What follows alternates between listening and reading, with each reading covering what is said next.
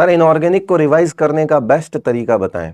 Notes, पहली चीज, सबसे पहले नोट्स की एक बार रीडिंग लगाने के बाद आप वही क्वेश्चंस दोबारा कीजिए जो आपने किए हुए हैं पूरे सेशन में।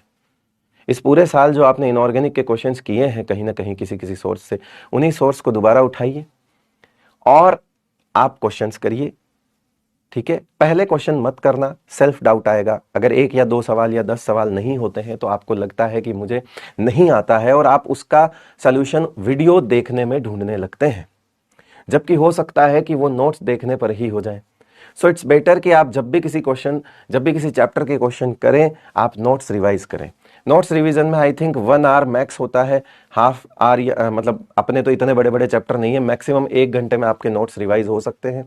नोट्स रिवाइज करने के बाद ही आप क्वेश्चन प्रैक्टिस करना स्टार्ट करें, वरना सेल्फ डाउट आएगा और वो इतना आएगा कि आपको लगेगा आप उसका, कहते हैं ना कि हमारी प्रॉब्लम जितनी बड़ी नहीं होती हम उसका समाधान बहुत बड़ा ढूंढ लेते हैं कई बार।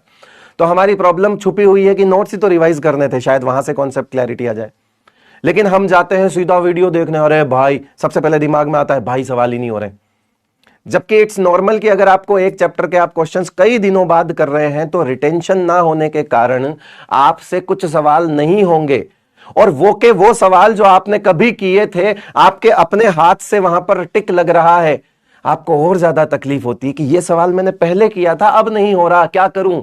सेल्फ डाउट में आते हैं, और सेल्फ डाउट में जब आते हैं तो हम कुछ बड़ा करने की सोचते हैं, और बड़ा करने की ऐसी सोचते हैं कि जितनी बड़ी वो समस्या नहीं होती उतना बड़ा उसका समाधान ढूंढने चले जाते हैं। हम वीडियो देखने लगते हैं, हमें पता लगता है हम पिछले 3 घंटे से सिर्फ वीडियो देख रहे हैं 4 सवालों के लिए। आप सिर्फ नोट्स पहले रिवाइज कीजिए, उसके बाद क्वेश्चन कीजिए।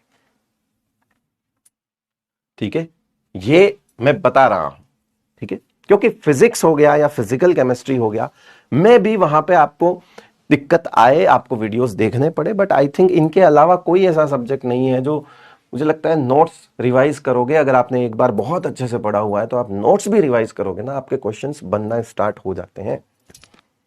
तो समझिए कि समस्या बड़ी कितनी है, उसके हिसाब से उसकी औकात का ही समाधान ढूंढिएगा बेटा। चलिए।